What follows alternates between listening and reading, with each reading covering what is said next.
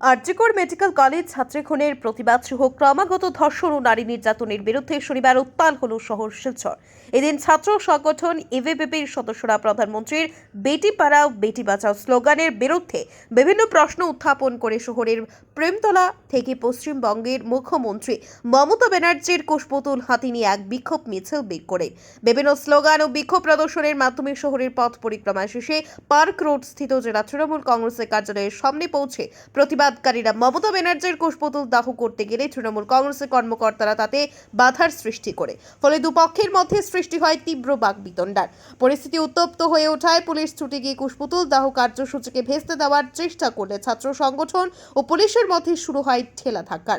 একসময় দুপক্ষের মধ্যে সংঘর্ষের সৃষ্টি হলে জেলার অতিরিক্ত পুলিশ সুপার সুব্রত সেন বিশাল পুলিশ বাহিনী ঘটনাস্থলে উপস্থিত হতে বাধ্য হয়। পুলিশ ও এভিপিপির মুখোমুখি সংঘর্ষ চলাকালীন সদর পুলিশ কুশপুতুল দাহ কর্মসূচি আটকাতে সক্ষম হলেও আন্দোলনকারীরা বিক্ষোভ প্রদর্শন অব্যাহত রেখে তৃণমূল কংগ্রেসের কার্যালয়ের সম্মুখেই তৃণমূল সুপ্রিমো মমতা ব্যানার্জির প্রতিচ্ছবি পুড়িয়ে প্রতিবাদকে বাস্তব রূপ দেয়।